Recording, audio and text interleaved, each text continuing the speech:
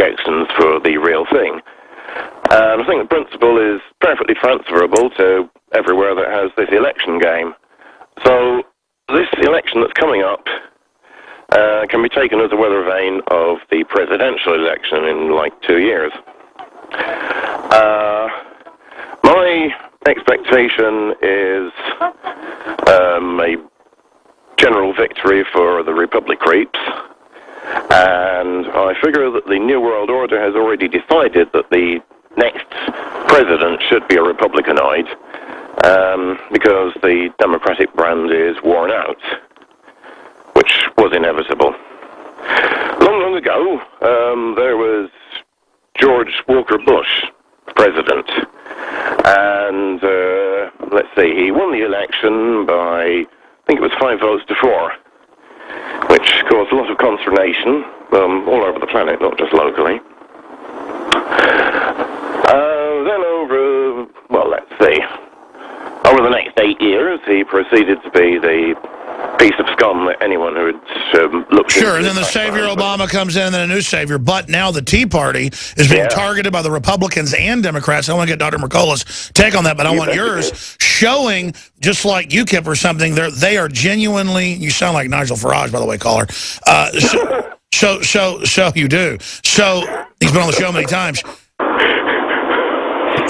Anyways, I don't drink as much.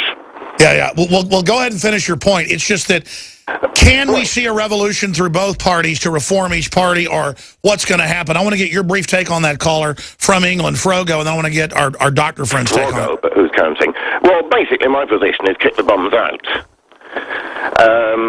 Vote for Tea Party candidates wherever possible, and where it's not possible, just don't take part in the game, because it is a game. Or run yourself. Let me get Dr. Mercola's take on that. Or run yourself, yes. Sure.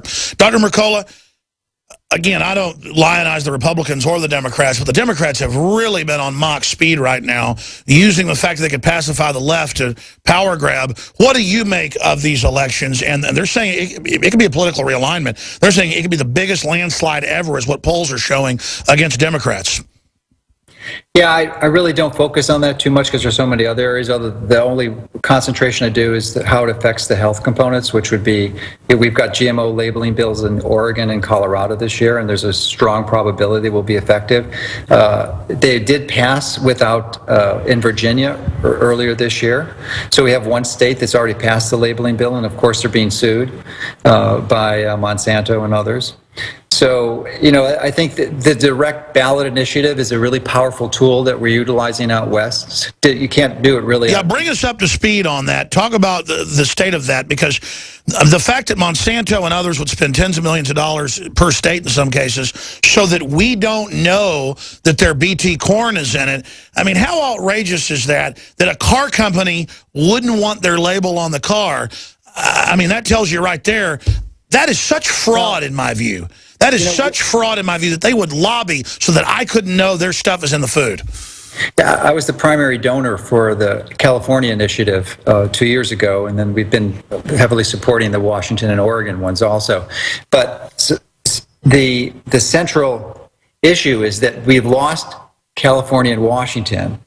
There's a good possibility that we'll win in Oregon. But even though we've lost that battle, we're winning the war, because you may not be aware of it, but there's a clear demand when you go to the store for non-GMO products. Even at Walmart and Target. It exceeds the demand for organic. Yes. Within literally 2 years, we changed the consciousness of the public to understand that non-GMO is more important than organic. In fact, when I was thinking about trying to get you on a few weeks ago, that's why I wanted you on, was about Ebola, to get your take on it, but also to talk about, words cannot describe how massive your work and all the millions of activists work and our work, everybody.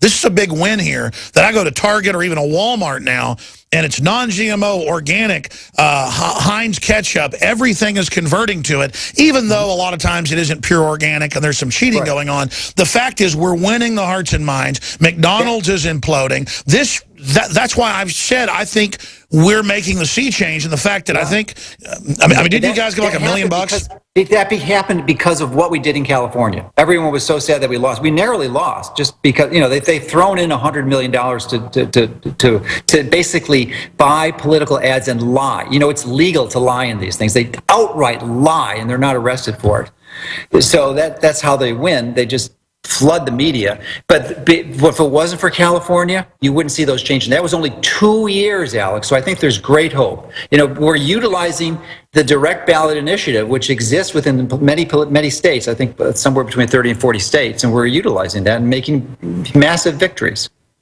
And we cannot overstate how big this is and how central you were to that. How much did you end up giving to it? What, the California initiative? Yes. Basically somewhere between 1 and 2 million. I think it's probably closer to 2. And then wasn't that like most of the money to counter the 100 million? No. Collectively they raised, the 100 million was what they've donated for all the campaigns together. In California, I think we raised 10 million totally for the pro-labeling campaign, and because California is a massive state, so of course there's more funding required. The opposition raised 50 million. So they outspent us 5-1. That's right. But the good news is, and I'll say it, I saw the polls. I think there was fraud in both states. But I know you don't want to go there, but let's just say this. You lost the battle, but you're winning the war. We lost the battle, we're winning the war. Because it raised the consciousness and the awareness that I'm not allowed to know there's GMO. Well, you know what? Then I'm going to buy from the companies that openly want to tell me. Because if you're not telling me that you don't have it, then I know you've got it. Yeah, that's basically the key. So we make these small victories. It is a war, so there's going to be battles, and we got another battle coming up, and it's great if we win them because it accelerates the process. We don't have to delay it as long, but it's still raising consciousness of the public because the media picks up and we get we put in $10 million. We probably got $500 million worth of media exposure. More than that, and again, you spearheaded that, Dr. Mercola. I do want to give you the credit. It was a good investment. It was a tremendous return on investment. Much better than the $3 trillion we're spending on healthcare. I can tell you that. That's right, but it's got to feel good. You're another example of what one man can do, then reaching out to others, building your organization, doing all these interviews, writing all your articles, it's so amazing to know that we can win if we just believe we can and start taking action, but it's not going to happen overnight.